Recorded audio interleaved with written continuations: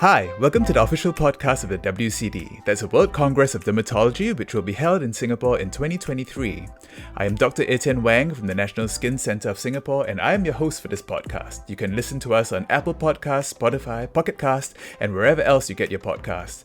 In this podcast, I will bring on dermatologists and skin researchers from all over the world to talk about all things dermatology. And today I have my other co-host again, Ellie. Hello. Hello, it's good to be back. Hi Ellie, so what have you got for us today?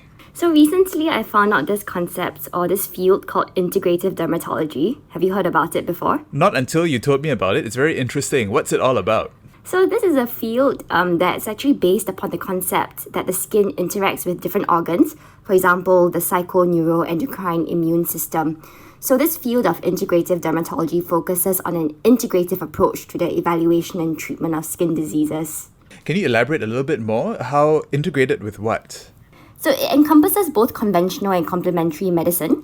I'm reading this book called Advances in Integrative Dermatology, and in the book they discuss things like how psychological aspects can cause skin manifestations or vice versa, and how things like external environmental influences like pollution or internal environment disturbances like the microbiome can actually cause skin diseases.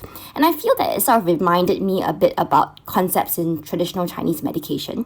So my knowledge about TCM is quite limited, but they often talk about things like Qi and the balance between yin and yang and achieving a balance between body and the mind.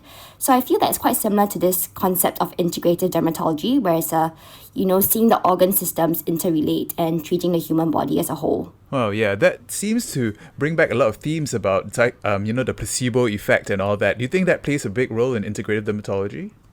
I think definitely one aspect is how the mind influences the body.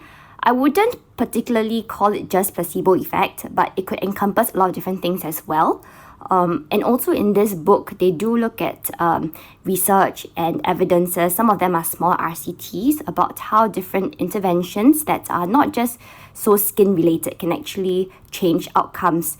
So something that we do know is diet and acne. So how things like low GI diet or increased omega-3 acids may improve acne and how dairy can worsen acne.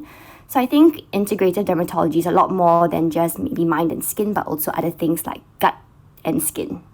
Yeah, I think the major problem with this integrative dermatology concept is the whole idea about complementary medicine. Right now, it's quite an amorphous term, and I think it's very easy for people to claim complementary medicine when it's not really based on a lot of evidence, and also it's quite unregulated, and the treatments may not actually be very standardized. Is that something that you think might be an issue with this whole field? Yeah, definitely. I think what you mentioned about complementary medicine, I think recently I've seen more research looking into evidence-based medicine for things like TCMs, but definitely, we do need further evidence, further research, things that are rigorous into showing whether these sort of interventions are effective or not.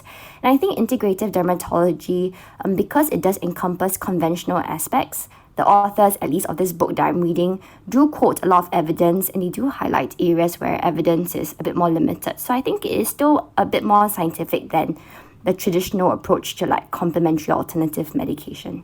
Yes, definitely. And I think as dermatologists and as physicians, we should always keep an open mind. I mean, after all, steroids themselves did come from plants and we have been using them for centuries before we actually developed it into an actual medicine. So I think, who knows, we might actually discover a lot of new drugs by paying attention to traditional therapies. But we need to do it in a controlled way, and there has to be a way for measuring outcomes and have objective clinical assessment of improvement.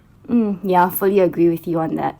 Okay, thank you. I think that's very interesting, Ellie. Thank you for bringing that to our attention. I'm sure a lot of other people will have a lot of comments about integrative dermatology. No problem. See you around. Okay, thank you. Bye. And let me welcome to the podcast Professor Kenji Kabashima. He's the chair at the Department of Dermatology at the Kyoto University Graduate School of Medicine in Japan, and he's a principal investigator at the Skin Research Institute of Singapore. And he's also a visiting consultant where I work, the National Skin Centre of Singapore. Hi Kenji, how are you doing? I'm fine. Hi, Etienne. Hi, welcome to the podcast. I know your research interests are in inflammatory skin diseases and in atopic dermatitis, and there's been quite a lot of news lately about a drug that you have been working on. Would you like to tell us more about that? Okay, so I've been working on two types of new drugs. One is IL-31. IL-31 is known to induce pruritus, and we have developed anti-IL-31 receptor antibody. This is quite good, efficient for control the pruritus of atopic dermatitis. And the other one is topical JAK inhibitor. That is also quite efficient for controlling mild to moderate atopic dermatitis by recovering skin barrier and controlling itch and also control skin inflammation. Yes, congratulations. These are very exciting new technologies. Have you been using them in your everyday practice? Topical JAK inhibitor, we already, the Japanese government already accepted to use it. So in daily practice, we use this.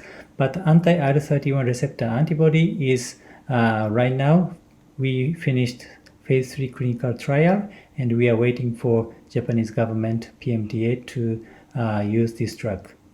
Wow, that's very exciting. So, some of our eczema patients actually are concerned that the COVID vaccine is making the eczema worse. Is it something that you've been seeing in Japan as well?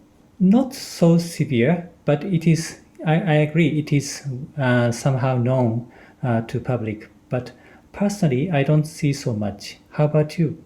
Yeah, we've actually seen a few. And in fact, we've seen patients whose psoriasis gets worse and also their urticaria as well. Okay.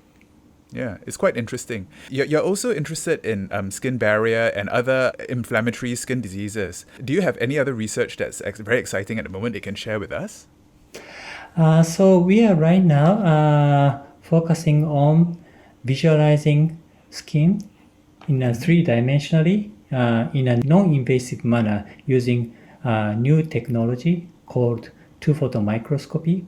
So we can visualize inside the skin like collagen and elastic fibers, vascular, without doing skin biopsy. Wow, that's very exciting. And this is in humans? Mostly we use mouse, but we are able to visualize even human skin, but the depth of the penetration is not so deep at the moment. So we need to improve this technology in the future. I know part of your research also revolves around the microbiome. What's your current view on the relationship between the microbiome and atopic dermatitis? That's a hot topic. So there are a couple of interesting clinical trials going on in the United States. For example, staph epidermidis colonization can somehow improve atopic dermatitis skin lesions, and also staph hominis and roseomonas. So there are a couple of good bacteria can kill staph aureus and improve atopic dermatitis skin conditions. So microbiome might be a very hot topic in the near future. Yes. And I know, as I mentioned earlier, you're a visiting consultant here in Singapore, but we haven't seen you for a while. Has the pandemic interrupted a lot of your plans and collaborations? Yes, a lot. It's a very disappointing, but hopefully in 2023, World Congress of Dermatology in Singapore will be open for us, and we will have a very good communication each other. So I really hope to visit Singapore again soon. Yeah, and another thing that's very interesting about Professor Kenji is that your hobbies are amazing. You are an avid backpacker and a marathon runner, aren't you? Has this been affected by the pandemic at all? Yes. So regarding marathon, almost all marathons are cancelled. So I just jog by myself. It's kind of boring. So I'm gaining weight nowadays. Oh no! That's something I cannot imagine. Ever since I've known you, you've been so thin. But I think that would be a very, very interesting thing. But Tokyo seems to be going ahead of the Olympics. Yes. In a week, we will have an Olympic game in Tokyo. So, but unfortunately, without any audience. But I hope the next Olympic will be successful and without affecting health conditions of the Olympic participants. Yes, I agree. Okay, so thank you, Professor Kenji, for speaking with me today. Very happy to have you on my podcast. Thank you very much, Etienne. You are very professional. I'm very, very amazed by your talent. Oh, thank you very much. Okay, bye. Yeah. Bye-bye. soon. Thank you. And that was the official podcast of the WCD. Don't forget to follow us on all our socials on Facebook, Instagram at WCD 2023 Singapore, and check out our WCD website, wcd2023singapore.org for more updates and content on the WCD. And until next time, stay safe and use sunblock.